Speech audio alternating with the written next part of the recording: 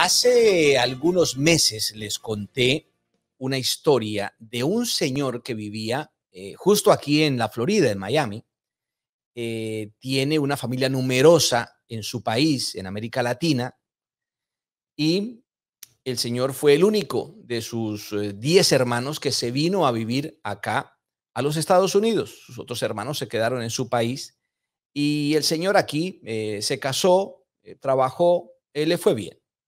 El señor ya años después, ya mayorcito, entrando en sus años de retiro, eh, pierde a su esposa, queda viudo, tenía una pensión y decide regresarse con su familia a su país. En su país, pues es muy bien recibido, era el hermano, el único hermano que había estado en Estados Unidos, el que económicamente parecía que estaba bien, y solo una hermana, que era la más cercana a él, lo había visitado en Estados Unidos. El señor empieza su vida en su país y pronto, no llevaba mucho viviendo allá, fue al mercado, le da un paro cardíaco y fallece. Estoy contando parte de la historia que ya había contado, pero es que hay un nuevo capítulo. Hoy le vamos a agregar un capítulo más. Entonces, pues nadie sabe qué hacer. Todos los hermanos, pues muy pendientes, porque como era el único que más o menos tenía dinero, pues vamos a ver si mi hermano nos dejó algo, ¿no? Es lo típico que sucede. Y por ahí viene la moraleja de la historia. Entonces empiezan a investigar, el señor solo aparentemente dejó una perrita. Sabían que tenía un apartamento en la ciudad de Miami, entonces investigan qué pasó con el apartamento.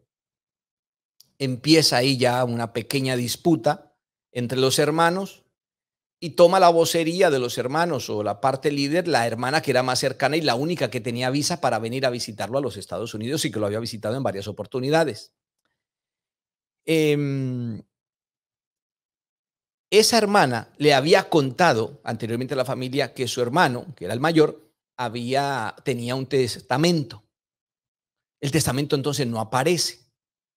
Y la hermana contó eso porque en ese testamento ella era la principal beneficiada, pues era la más cercana a él y quien más lo había visitado en los Estados Unidos. Sus otros hermanos se habían quedado en su país y estaban en una precaria o están en una precaria situación económica, pero no habían tenido mucho contacto con él. Sigue la investigación para el fallecimiento de él, para ver qué pasa con el apartamento. La hermana que tenía visa viene finalmente al apartamento, esto es lo nuevo, habla con el conserje, con la gente del apartamento, para que le dejen entrar al apartamento, a ver qué documentos había que encuentra.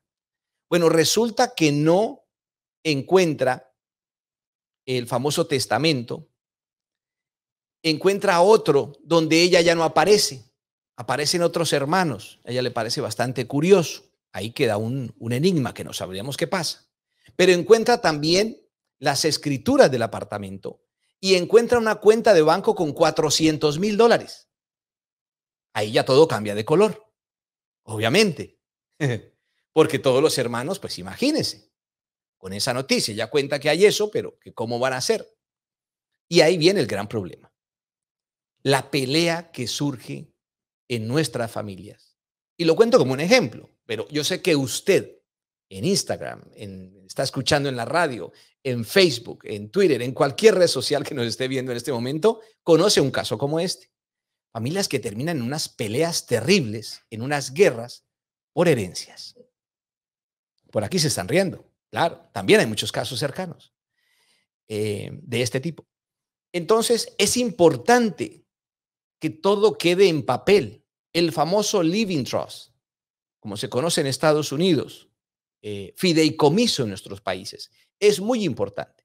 Porque los testamentos, como en este caso, pueden desaparecer o alguien llega y los cambia y sacan al que más le convenía.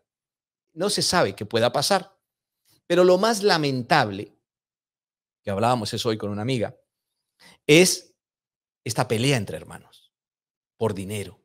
Entonces ya se pierde la relación de sangre, el amor, todas esas vivencias vividas entre hermanos por el simple metal, por el simple dinero. Y eso es muy triste, me parece a mí. Y para evitar eso, yo aconsejo siempre dejar todo por escrito. A veces es difícil hablarlo con nuestros padres, que hay padres que están de acuerdo y hay padres que no están de acuerdo con este tema. Hay padres que incluso se rehúsan a hablar del tema. Y ustedes también los conocerán. Pero lo mejor, para no dejarle problemas a nuestros hermanos, a nuestros hijos, a nuestros nietos, papelito escrito. Papelito habla, como dicen muchos. Lo que diga el papel. Porque si no vienen estas guerras interminables entre hermanos, por poco o mucho, no importa la cifra, pero se arman unas peleas que realmente generan mucha tristeza. Entonces, y muchas veces sucede por desconocimiento, de pronto los padres o el señor de este caso de la historia no tenía, Antonio se llamaba el señor, Antonio no tenía de pronto el conocimiento para haber dejado todo bien claro o haberle informado a alguien. Y yo sé que muchos tenemos reservas y mucho sigilo y mucho cuidado con nuestro dinero. No queremos que todo el mundo se entere que tenemos y que no tenemos. Eso está bien. Pero sí es bueno que quede por escrito en alguna parte, sobre todo aquí en los Estados Unidos. Bueno, en nuestros países, por el desorden reinante en América Latina, pueden suceder muchas cosas. Pero aquí el problema grave es que si no queda escrito, entra el Estado y se lleva todo. Entonces, si no queda escrito, como hablábamos ayer con Libardo y la pregunta que nos hizo un oyente, hay dos personas que están en el título de una casa, una fallece y no quedó escrito o eso no quedó bien claro, se puede hasta perder la propiedad. O si está entre un familiar, entre una mamá o una hija, tiene que quedar por escrito.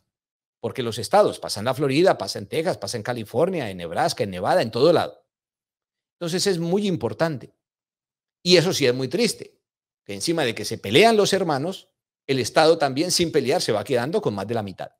Y lo poco que queda es para pelear contra el Estado, porque como no quedó nada escrito, y en ese ir y venir con los abogados, pues se acaba lo poco que queda. Son muchos los casos que se han visto. Entonces, un fideicomiso o living trust es lo más importante, porque los testamentos van y vienen, son demandables, son anulables, se puede ir a corte, se pueden pelear, pero el living trust no, ese no. Lo que quede dentro del living trust, eso no lo cambia nadie. Esa es la decisión de la persona que creó y que hizo el living trust y que lo firmó. Y no solo en materia económica, sino también en materia, por ejemplo, que es otro caso. La persona no fallece, pero queda en coma o queda en estado vegetal o queda viva, pero no responde. ¿Qué pasa ahí? ¿Quién toma las decisiones? Eso puede quedar definido quién toma las decisiones en un living trust. Es muy, pero muy importante ese tema.